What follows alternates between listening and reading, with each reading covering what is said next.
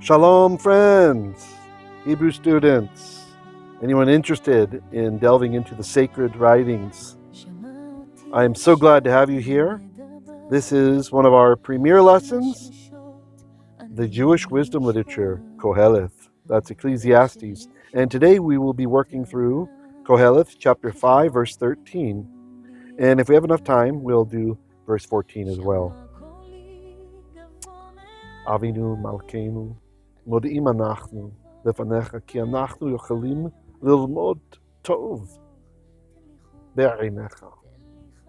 תשלח נא את לקחך עלינו כי אנחנו יכולים לראות את פניך. תשים נא את אש בלבנו כי אנחנו רוצים ללמוד תמיד טוב. וגם אדוני מודיעים אנחנו כי אנחנו רוצים לדעת את שמך יומם ולילה. תודה לך, אבא, בזכות ישוע המשיח בנך. All right, so let's just scan the verse first. And here we go. This is qoheleth, that's Ecclesiastes chapter 5, verse 13. You are looking at the Biblia Hebraica Quinta text. This is the latest and greatest critical text of the Hebrew Bible. Ve'avad ha'osher hahu ve'inyan ra' ve'holid bain ve'ein biyado me'uma. All right? And you'll notice we've got the legend up here for what the colors mean. So hopefully that will help. And you can also do this auditorily. Auditorily. If you just want to listen, that's fine. I'm trying to make this an equal opportunity for different types of learners. All right. Now, just a little kind of review might be in order, because what we're looking at, it's a crossover from what we read last time and what's happening this time as well. What I mean is the topic transcends those multiple verses. So I just want to share with you a little comment from Rabbi Michael Fox. He writes, toil and pleasure. Qoheleth describes three evils. One, a man earns wealth but loses it. That's chapter 5, verse 12 through 14. So the last verse from last time, and then including our verses from this time. Two, he leaves this world with nothing, having lived a life of miserable self-deprivation. That's coming up in future verses. 3, a man receives wealth from God, but is not allowed to enjoy it. Rather, a stranger receives its benefit.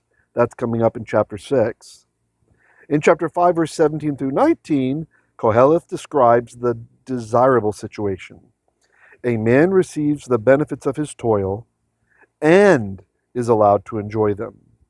The components of this passage then are chapter 5, verse 12 to 14, so that's where it's crossing the boundary from last time and this time, verses 15 through 16, and verses 17 through 19, and chapter 6, the first 6 verses. Now, regarding the verses we covered last time and we will cover today, Rabbi Fox writes, qoheleth now depicts a complex scenario to drive home the importance of immediate enjoyment. A man works and hoards his money, then suddenly loses it all. He did not enjoy his wealth while he had it, and now it is gone. Let's translate. Ve'avad. Aleph, Beit, Dalet. Avad. Avad is like to lose or to perish. Sometimes it has the idea of to be killed, like to die, right? Avad. So avad ha-roshel. Ha-roshel. So ayin, shin, resh, with the vowels roshel, means wealth or riches. So ha-osher, the wealth or the riches. Ha-hu, the he. It's he because it's referring back to osher. It's a demonstrative adjective is what's that called. You don't have to know that, but if you like to know, that's what it is. Oops, sorry about that.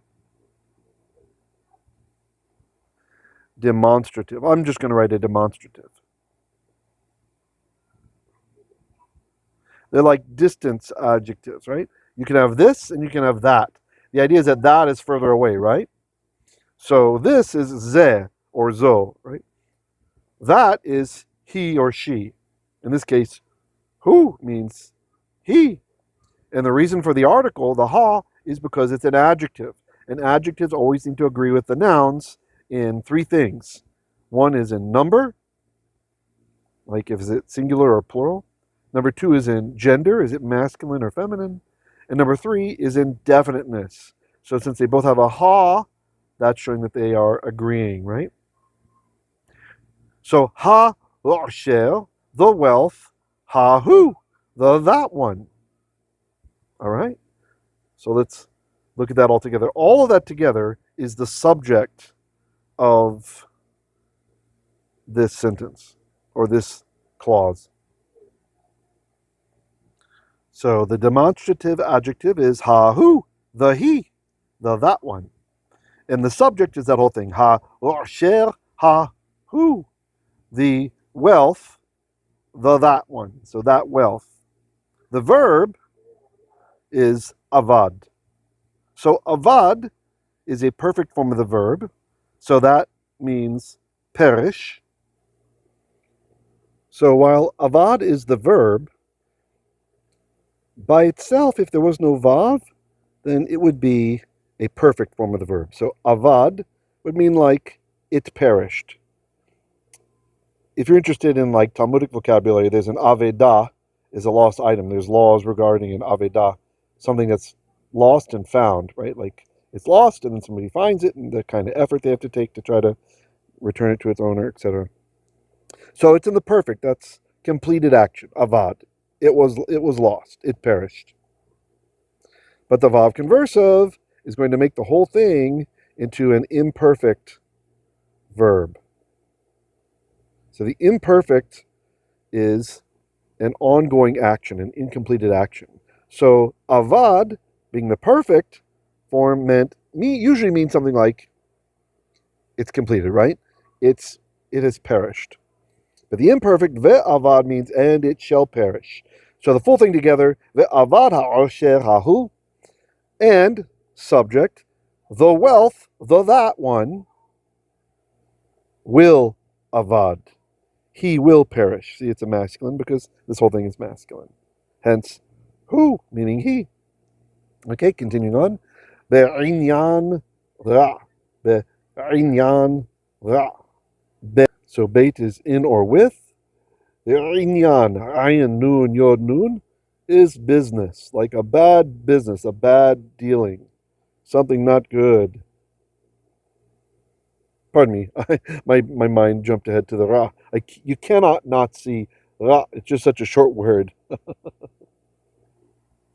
And what we have here are actually two nouns in a construct chain. I didn't want to mark it in the construct because we have so much stuff being marked today that I thought let's not add to that with kind of the aqua maybe confusing you with the perfect, etc. So, Rinyan. For Harrison, who's studying German, anybody else studying German, it's like Geschäft or Aufgabe. Right? So it can be a task or occupation, business, not necessarily meaning a business. So be'inyan, in a business, an exercise of ra, of bad. Now again, this is important. Ra does not always mean evil. Doesn't always mean evil. Something might be ra, and it could be Hashem who wants it, right? So this is where people sometimes get in trouble with translations, right? You might have an atheist friend or a professor or something who's, look at this mistake in the Bible. Look, God created evil. Dirt. That's because he's reading a translation, right? In Hebrew, there's no conflict. No, you don't have to necessarily conclude that God created evil. Right? He might bring bad weather, right? He might bring, which even in older English was called evil weather, right? He might bring a bad situation for you, something you don't want. But sometimes that can be directly from the Creator. So that doesn't make it evil, right? So just something to keep in mind on how we nuance words. So I would not translate it as an evil business here. I don't know if any older translations do. I'm guessing they do. I haven't looked at any translation. Be'inyan ra, in like an evil affair, to be hyperliteral, or a bad business. So the avadha or sherahu, then that wealth might, this could be subjunctive, might perish be'inyan ra, in a bad deal, in a böse Ausgabe. Aufgabe, sorry. I was combining in my mind Ausgabe and Aufgabe. Okay, continuing.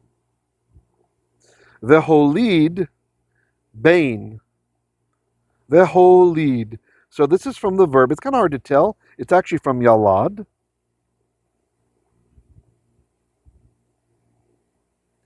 Yod, Lamed, Dalet.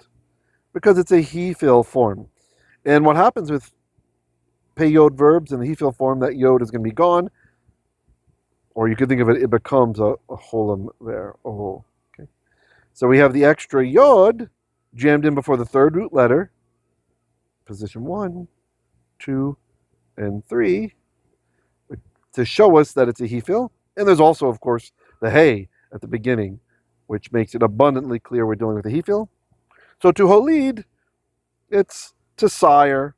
So the holid, then he will sire, or it could be with subjunctive. I should have checked the Septuagint. I'd be very interested to know if it uses a subjunctive mood here. Okay, I was super curious. I checked, and it's not. I paused and I went and checked. I'm like, oh, I got it. I have to know. I have to know. Okay, but interestingly, avad was in the middle voice, so kind of suggesting that for its own purpose, it might happen, right? Like it might somehow be serving the guy.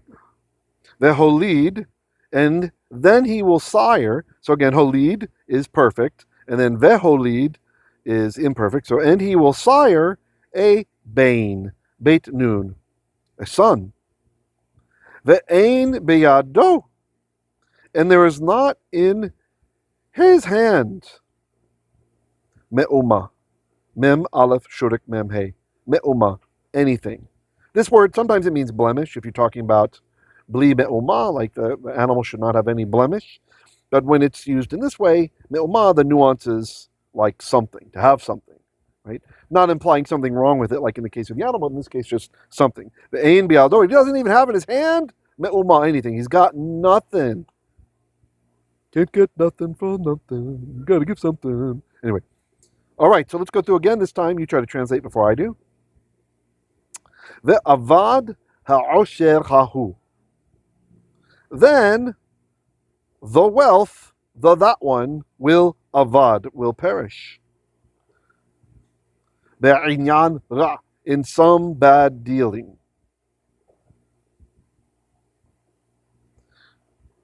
The holid, and he will beget a bain, a son.